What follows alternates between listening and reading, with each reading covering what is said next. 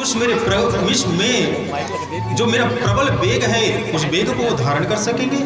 ठीक है, जाओ शंकर जी को कहो कि वो तैयार रहे, मैं तुरंत यहाँ से निकल रही हूँ ब्रह्मलोक से।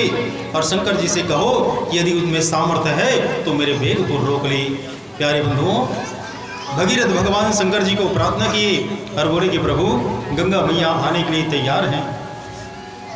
तब क्या था मेरे प्यारे बंधुओं, भगवान शंकर जी अपने जटाओं को छोड़े और जटाओं को ऐसे बिखेर दिए कि गंगा मैया वहाँ से इतनी प्रबल वेग के साथ आई, इतनी जोर से प्रबल वेग के साथ पूर्ण रूप से अपने पूर्ण शक्ति को लेकर के गंगा मैया भगवान शंकर के जटाओं में आ गई। और प्यारे बंधुओं, जटाओं में ऐसे समा गई कि गंगा मैया को उन जटा से बाहर निकलने का कोई मार्ग ही नहीं दिखाई पड़ा। गंगा मैया देखिए कि इतनी प्रबलता के साथ, प्रबल वेग के साथ वहां से आई थी, लेकिन शंकर भगवान अपनी जटाओं को बिखेर दिए, गंगा मैया आकर के समा गई और गंगा मैया को भगवान शंकर जी के जटा से बाहर निकलने का कोई मार्ग दिखलाई नहीं पड़ा। प्यारे बंधुओं, 6 माह तक गंगा मैया भगवान शंकर के जटाओं में उलझी रही, निकलने का मार्ग खोज रही है। लेकिन भगवान शंकर जी का सोचे जटा कितना बड़ा होगा, उन जटाओं में गंगा मैया 6 माह तक उसी में घूमती रही, लेकिन निकलने का कोई जगह नहीं मिला, कोई रास्ता नहीं मिला। इधर भगवान भोलेनाथ को तो आप सभी जानते हैं, हमेशा कब समाधि में चले जाए कोई नहीं जानता। बैठे बैठे उनकी समाधि लग जाती है और भगवान भोलेनाथ की समाधि ऐसी होती है प्यारे बंधुओं, कब उनकी समाधि खुले इसका कोई ठिकाना नहीं। हम तो 1 घंटा 2 घंटा बैठते हैं, पूरे थक जाते हैं, मन व्याकुल हो जाता है, विचलित होने लगता है। लेकिन प्यारे बंधुओं, शंकर भगवान ऐसे प्रभु नाम के दीवाने हैं, ऐसे तपस्वी हैं प्यारे बंधुओं कि एक बार बैठ गए ना तो 6 बार साल भर, 6 माह साल भर, कई हजार वर्ष तक कभी कभी तो बैठे रहते हैं समाधि में। भगवान शंकर जी की समाधि लग गई, गंगा मैया हड़बड़ा रही है, निकलने का कोई मार्ग नहीं। भगीरथी बेचारा हाथ जोड़ करके बैठा है कि गंगा मैया कब बाहर निकलेंगी भगवान की जटा से। प्यारे बंधुओं, 6 माह बाद शंकर भगवान अपने समाधि से उठे और समाधि से उठे तो देखते क्या है, 6 माह तक भगीरथी जी महाराज हाथ जोड़ करके भगवान शंकर जी के सामने में खड़े हैं। भगवान शंकर जी बोले कि क्या हुआ भगीरथ? अरे गंगा को लेकर के तुम आ गए अपने पूर्वजों को उद्धार करके? बोले कहाँ प्रभु, वो गंगा तो अभी तक आई नहीं। कैसे नहीं आई? भगीरथ जी कहने लगे कि प्रभु वहां से निकल गई, 6 माह हो गया, लेकिन प्रभु पता नहीं कहाँ है तो गंगा मैया। वहां से ब्रह्मलोक से तो निकल करके आ गई है, लेकिन पता ही नहीं चला को 6 माह है कहाँ हो गई है गंगा मैया। अब सोचिए, 6 माह तक प्रभु को पता भी नहीं चला कि गंगा में उनके जटाओं में समाई है।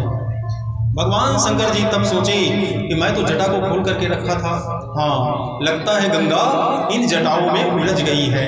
प्यारे बंधुओं, फिर भोलेनाथ क्या किए, अपने मात्र 1 2 3 4 बाल को पकड़े जटा से, छोटा सा जटा, और जटा पकड़ करके भगवान हाथ से निचोड़ दिए। जैसे ही निचोड़े भगवान, वहां से गंगा मैया बाहर निकली, थोड़ा सा जगह मिला, बाहर निकली और बाहर निकल कर सीधे पाताल को चली, स्वर्ग को चली गई। डर के मारे, अरे भगवान कम से कम इन जटा से बाहर निकलने तक मौका मिला, अब दोबारा इन जटा में मैं नहीं फंसूंगी। तुरंत गंगा मैया चली गई। शंकर भगवान बोले कि क्या हुआ भगीरथ, अब आई गंगा? बोले प्रभु आई तो थी, लेकिन वो तो स्वर्ग चली गई। भगवान शंकर जी बोले कि ठीक है भगीरथ, अब तैयार रहना। फिर भगवान शंकर जी अपने जटाओं को फिर से निचोड़े, फिर 1 बूंद गंगा वहां से बाहर निकली और वो भी डर के मारे सीधे पाताल को चली गई। धरती के सीना फाड़ करके पाताल में प्रवेश कर गई। प्यारे बंधुओं, फिर भगीरथ वहीं पर बैठा है। कुछ देर बाद भगवान शंकर जी फिर देखे भगीरथ तो यहीं पर बैठा है। बोले क्या हुआ भगीरथ, अभी तक गंगा नहीं आई? बोले प्रभु आई तो गंगा, एक तो चली गई स्वर्ग में, दूसरी चली गई पाताल में। प्रभु लगता है मेरे पूर्वजों का कल्याण नहीं हो पाएगा। भगवान शंकर जी कहने लगे कि अरे पुत्र भगीरथ, चिंता मत करो, अब तुम अपने रथ तैयार करो, रथ तैयार करो, रथ में बैठो। अब मैं गंगा को निकाल रहा हूँ और देखता हूँ कि गंगा कैसे तुम्हारे साथ नहीं जाती। चलो तुम तैयार हो जाओ। प्यारे बंधुओं, आज भगीरथ जी महाराज अपने रथ को तैयार किए, रथ में बैठे। भगवान तीसरी बार अपने जटाओं को निचोड़े। गंगा मैया वहाँ से कल कल कल कल करते हुए बाहर निकली और सीधे भगीरथ के पीछे पीछे बहती हुई चली जाने लगी। प्यारे बंधुओं, आज वह सुंदर पद पावनी गंगा मैया कल कल कल कल करती हुई आज भगीरथ के पीछे चलने लगी। प्यारे बंधुओं, भगवान शंकर जी कहने लगे कि भगीरथ, चिंता मत करो, अब जहाँ तुम्हारे पूर्वज हैं वहाँ जाओ और अपने पूर्वजों की मुक्ति करो। और यदि गंगा कहीं पर भी कुछ आनाकानी करेगी, कुछ भी गड़बड़ करेगी, तुरंत मुझे मैसेज दे देना, फिर मैं देखता हूँ इस गंगा को। प्यारे बंधुओं, आज गंगा मैया डर के मारे शिव के आदेश पर आज कल कल कल कल करती हुई बहती हुई कपिल आश्रम की ओर भगीरथ के साथ पीछे पीछे चलने लगी। प्यारे बंधुओं, और अंत में कपिल आश्रम में पहुंच करके सगर के 60,000 पुत्र जो वहां पर कपिल की क्रोधाग्नि में जल गए थे, प्यारे बंधुओं, उन सबको स्पर्श करती हुई आज गंगा मैया सागर में जाकर के मिल गई। बोलिए पतित पावनी गंगा मैया की, महामृत्युंजय गौरी शंकर भगवान की। ओम नमः पार्वती पदे हर हर महादेव। प्यारे बंधुओं, तो आज गंगा मैया का भी अहंकार टूट गया। गंगा मैया सोच रही थी कि मेरे वेग में मेरे जो आने की जो शक्ति है, मुझ में इतनी प्रबल वेग है, मेरी धाराओं में इतनी शक्ति है कि पृथ्वी फट जाएगी, ब्रह्मांड में कोई भी मेरे वेग को धारण नहीं कर सकता। लेकिन प्यारे बंधुओं, आज मेरे भोलेनाथ प्रभु ने गंगा मैया को 6 माह तक अपने जटाओं में ही उलझा करके रख दिया। भगवान को थोड़ा सा भनक तक नहीं लगा कि मेरे जटाओं में कुछ है। आज भगवान भोलेनाथ गंगा मैया के अहंकार को तोड़े और तब से गंगा मैया इस संसार में पतितों का पावन करने लगी। ये सब क्या है? भगवान भोलेनाथ की ही कृपा है।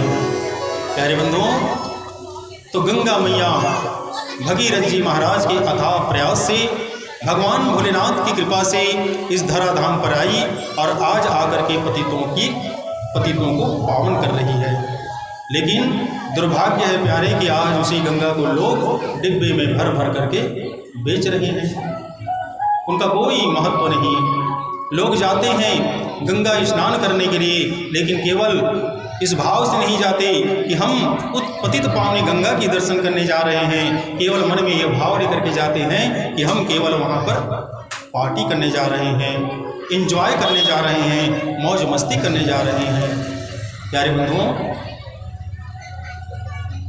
वहाँ जा करके तीर्थों का नियम, अनेक प्रकार का नियम बताया गया है बंधुओं। तो जब भी तीर्थ में जाते हो नियम का पालन करो, नहीं तो कहा गया है नहीं तीरथ कर पाप। तीरथ जैसे संसार में, अब गलत मत सोचिएगा, तीर्थ करने यदि जा रहे हैं अच्छी बात है, जाइए, लेकिन नियम हटी कि दुर्घटना घटी। सादा कपड़ा पहने है ना तो भारी देख ताक के रहे बड़ा थे। सादा कपड़ा पहने हैं, धूल फुदका में जाओ तो तुरंत दगा लग जाएगी, तुरंत आग हो जाएगी। यदि सफ़ेद वस्त्र पहने हो तो गंदगियों से बचना है, थोड़ा सुरक्षित ध्यानपूर्वक रहना पड़ता है। ठीक वैसे ही बंधुओं, तीर्थ में जा रहे हो ना तो तीर्थ में जा करके नियम का पालन करना बहुत जरूरी है। यदि नियम हटी कि दुर्घटना घटी। लेकिन आज जितने भी लोग तीर्थ करने जाते हैं, जरा बताइए तो नियम का पालन कौन करता है? मैं ये नहीं कहता कि आप तीर्थ करने मत जाइए, लेकिन प्यारे बंधुओं, तीर्थ जा रहे हैं तो तीर्थ का नियम है, उसका पालन कीजिए। यदि पालन नहीं कर रहे हैं तो तीर्थ में जाने का कोई आपको पुण्य तो नहीं मिलेगा, बल्कि वहाँ से आप पाप को लेकर के आएंगे आप। नियम क्या है तीर्थ करने का? तीर्थ जाते हो तो कभी भी सवारी में नहीं जाना चाहिए। आज कौन जाते रहेंगे? तो आजकल सब आने पाने की गाड़ी व्यवस्था करके जाते हैं। तीर्थ का पहला नियम है बिना सवारी के पैदल चल करके तीर्थ में जाओ। तीर्थ में जाकर के झूठ नहीं बोलना है। आज ऐसे कौन आदमी हो जो तीर्थ में जाकर झूठ नहीं बोलत हुई, झूठ नहीं बोलिया तो पंडा मन लुटदार ही, चोर लुटेरे मन लुटदार ही, मजबूरी में तो उन्हें झूठ बोले वाला ही। पैसा है तब कोई पंडा आगे हाथ में बांधा थे रक्षा सूत्र 100 रुपये 101 रुपये दे गए थे, तो कौन तू झूठ बोले हमारे कन पैसा नहीं है, कि जबकि तुम्हारे कन हावा है, मान के चला 1000 दे कर दी सक ना नहीं है पैसा का दें, झूठ हो गए ना, नहीं तीरथ कर पाप। तीरथ में एक झूठ बोल रहे हो तो यहाँ जो 1 करोड़ झूठ बोलने का जो पाप लगता है यहाँ पर, वो तीरथ में एक झूठ बोलने से उतना पाप लगता है।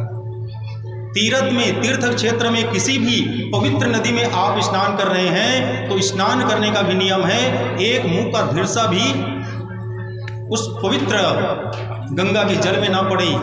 यदि उसमें एक मुंह का धिरसा, एक थूक भी यदि उसमें पड़ गया तो कई जन्मों का पाप नष्ट हो जाता है। तो ये अनेक प्रकार के नियम है प्यारे बंधुओं, जिसको हम निभा नहीं पाते। इसीलिए तीर्थ करने जाते हैं तो थोड़ा संभल करके जाइएगा। अच्छी बात है तीर्थ कर रहे हैं, लेकिन नियम का पालन, नियम हटी की दुर्घटना घटी। नहीं कर पा रहे हैं कोई बात नहीं, ये तो ऐसा, ये तो इतना बड़ा तीर्थ है प्यारे बंधुओं, भगवान की कथा। और हमारे गांव में तो 3 साल में 3 बार है ना। उस समय तक शायद भगवान की इच्छा नहीं थी, इसीलिए कुछ समय तक हमारे गांव में ये भगवान की कथा रूपी तीर्थ कुछ समय के लिए रुक गया था, नहीं हो पा रहा था कोई कारणवश। शायद प्रभु की कुछ इच्छा थी, या पहले ही हम लोग देखते थे और आप सभी जानते भी हैं कि हमारा गांव एक ऐसा गांव था प्यारे बंधुओं, जहां हमेशा हर वर्ष एक बार कम से कम ये यज्ञ होता था, भागवत की कथा। मेरे ख्याल से जहां तक मुझे याद है, बाकी तो आप सभी जानते ही हैं, लेकिन कोई कारणवश नहीं हो पाया। लेकिन जब जागा तभी सवेरा, भगवान की कृपा थी जो 3-4 बार हमारे गांव में इसी वर्ष हो गया। ये बहुत भाग्यशाली हैं हम लोग। तो ये तीर्थ, यही तो महान तीर्थ है प्यारे बंधुओं, यही महान तीर्थ है। और इसमें नो रिएक्शन, इसमें कोई भी फंसने का डर नहीं है। भाव को भाव अनका अलसहु, इसमें डर फंसने का कोई जगह नहीं है। इसमें बस आ जाइए, भगवान की कथा को श्रवण कीजिए, कीर्तन कीजिए और घर में जाके कथा का मनन कीजिए। सारे तीर्थों का फल आपको प्राप्त हो जाएगा। वहाँ तीर्थ में जा रहे हैं, फंसने का डर है, चुकने का डर है, लेकिन यहाँ प्यारे बंधुओं कोई फंसने का डर नहीं है, कोई रिएक्शन नहीं। यहाँ आइए, भगवान की कथा सुनिए, कीर्तन कीजिए, मनन कीजिए और सभी तीर्थों का फल को अपने पास ले जाइए प्यारे बंधुओं। तो आज गंगा मैया के अहंकार को भी भोलेनाथ तोड़े। अंत में गंगा मैया भगवान से प्रार्थना भी मांगी कि प्रभु मैं भूल कर बैठी थी, मैं आवेश में आ गई थी, मैं अभिमान के वशीभूत हो गई थी, इसीलिए प्रभु मैंने आपसे टकराने का अपराध कर बैठा। हे प्रभु मेरे इस अपराध को क्षमा कर दीजिए। भगवान बोले कि कोई बात नहीं गंगे, तुम आई हो लोक कल्याण के लिए, जाओ मैं तुम्हें आशीर्वाद देता हूँ, तुम सबके पापों को निवारण करने वाली होगी, सभी के पाप ताप को समाप्त करोगी। प्यारे बंधुओं, आज वही पतित पावनी गंगा मैया भगवान शिव की ही कृपा से इस धराधाम पर कल कल कल कल करती हुई बह रही हैं और पतितों को पावन कर रही हैं। प्यारे बंधुओं, श्री सुत जी महाराज कहते हैं कि सौनक जी, तो इस तरह से हमारे भोलेनाथ की कृपा से ही गंगा इस धराधाम पर आई और हम सबकी लोक की कल्याण कर रही हैं। सुत जी कहते हैं कि सौनक जी, अब हम आपको सीधे ले चलते हैं कल जहाँ सृष्टि को आरंभ किए थे, एक बार पुनः हम आपको वहीं ले चलते हैं। आप सभी कल श्रवण किए प्यारे बंधुओं सृष्टि के प्रकरण में कि कैसे भगवान की शिव की इच्छा से ही प्रकृति का निर्माण हुआ, सृष्टि आगे चलने लगी। भगवान शिव जी की ही अर्धनारीश्वर रूप में, अर्धनारीश्वर प्रभु के उस रूप से मनु और सत्कृपा उत्पन्न हुए। प्यारे बंधुओं, कल हमने आपको बताया था कि जिस समय मैया सरस्वती प्रकट हुई थी तो उस समय ब्रह्मा जी जो थे वो काम के वशीभूत हो गए थे, क्योंकि सरस्वती मैया प्रथम कन्या थी जो इस सृष्टि में आई थी। तो उनको देख करके ब्रह्मा जी काम के वशीभूत हो गए थे। तब उनको शंकर भगवान फटकार लगाए थे, डांटे थे कि तुम ये मूर्ख जैसे कार्य कर रहे हो। तभी से ब्रह्मा जी एक प्रण कर लिए थे कि मैं, शंकर भगवान ने जिस काम के लिए मुझे डांटा है, मैं भगवान भोलेनाथ को भी इसी काम के वशीभूत करूंगा, इस काम के अधीन मैं शंकर भगवान को भी करूंगा। प्यारे बंधुओं, तब से ब्रह्मा इस ताक में लगे रहे कि कब शंकर भगवान को, मैं आज स्त्री के लिए मुझे डांटे हैं ना, स्त्री को काम रूप में देखा हूँ तो काम के वशीभूत होकर के मैं भी शंकर भगवान को गृहस्थ में प्रवेश करा करके ही रहूँगा, मैं भी इस पर काम का आक्रमण कराऊंगा ही कराऊंगा। और प्यारे बंधुओं, कई बार कामदेव को भेजे शंकर भगवान को काम के वशीभूत करने के लिए, अपने वश में करने के लिए, लेकिन प्यारे बंधुओं, भगवान भोलेनाथ को कामदेव अपने वश में नहीं कर पाए। थक गए, बहुत प्रयत्न किए, कोशिश किए, लेकिन शंकर भगवान पर काम का कोई प्रभाव नहीं पड़ा। हार गए। अंत में कामदेव जी बोले कि हे पितामह, मैं उसको अपना वश में नहीं कर पा रहा हूँ, मैं क्या करूँ? शंकर भगवान के सामने मेरा कोई भी शक्ति काम नहीं कर रही है। प्यारे बंधुओं, अनेक उपाय किए ब्रह्मा जी, लेकिन भगवान शंकर जी काम के वशीभूत नहीं हुए। अंत में भगवान नारायण भगवान शिव की ही इच्छा से ब्रह्मा जी के पास आए और बोले कि ब्रह्मा जी, ऐसे में तुम शिव जी को काम के वशीभूत नहीं कर सकते। इसके लिए शिव की जो शक्ति है ना, शिव की शक्ति की उपासना कीजिए। यदि शिव की शक्ति की आप उस उपासना करेंगे तो उनकी कृपा होगी, तभी आप शिव को जिस गृहस्थ में आप फंसाना चाहते हैं उसमें फंसा सकते हैं। लेकिन इसके लिए आपको शिव की शक्ति का उपासना करना पड़ेगा, उनकी उपासना कीजिए। प्यारे बंधुओं, आज वही भगवान शिव की इच्छा से, नारायण के आदेश को मान करके पितामह ब्रह्मा जी, मैया जगदम्बा आदि शक्ति, जो इस ब्रह्मांड की जो आह्लाद शक्ति हैं, जो भगवान शंकर की विशेष शक्ति हैं, जिनके मिल करके भगवान शंकर जी सृष्टि का निर्माण करते हैं, उस आदि शक्ति जगदम्बा मैया की ब्रह्मा जी स्तुति करने लगे, प्रार्थना करने लगे। बोलिए जगदम्बा मैया की जय। आइए 2 मिनट लंबे बड़े भाव के साथ उस आदि शक्ति जगदम्बा मैया की प्रार्थना कर रहे हैं। कौन? ब्रह्मा जी। आइए हम भी उस आदि शक्ति भगवती मैया श्री जगदम्बा जी की आराधना करें, उनसे प्रार्थना करें, क्योंकि भगवती मैया भगवान शक्ति की, भगवान शिव जी की आह्लाद शक्ति हैं। शक्ति के बिना शिव भी आधे हैं और शिव के बिना शक्ति भी आधे हैं। जैसे शरीर के बिना, शरीर नहीं रहेगा तो प्राण कुछ कर पाएगा? शरीर तभी तक काम करता है जब तक शरीर में प्राण है, और प्राण तभी काम करेगा जब तक उसको कोई शक्ति शरीर मिलेगी। यानी कि शरीर भी चाहिए और प्राण भी चाहिए, जीव भी और शरीर भी। जब जीव और शरीर दोनों में मिलते हैं, दोनों आपस में मिलते हैं, तब कुछ कार्य होता है। और यदि शरीर से जीव निकल जाए तो शरीर कुछ नहीं कर सकता और ना ही जीव कुछ कर सकता है। क्यों? क्योंकि जीव तो हवा रूप है। तो ऐसे ही प्यारे बंधुओं, शिव शक्ति के बिना कुछ नहीं कर सकते और शक्ति शिव के बिना कुछ नहीं कर सकती। ये दोनों के समन्वय से ही ये प्रकृति, ये ब्रह्मांड चलायमान है। प्यारे बंधुओं, तो आज ब्रह्मा जी उन्हीं आदि शक्ति जगदम्बा मैया की सुंदर ब्रह्मा जी प्रार्थना कर रहे हैं कि हे भगवती मैया, आप मेरी इच्छा को पूर्ण कीजिए। मैं भगवान भोलेनाथ को गृहस्थ में लाने के लिए अनेक प्रयत्न करके थक गया, लेकिन भगवती मैया, वो आपके बिना शिव को इस कार्य के लिए हम बाध्य नहीं कर सकते। इसलिए भगवती मैया, आप ही हम पर कृपा कीजिए।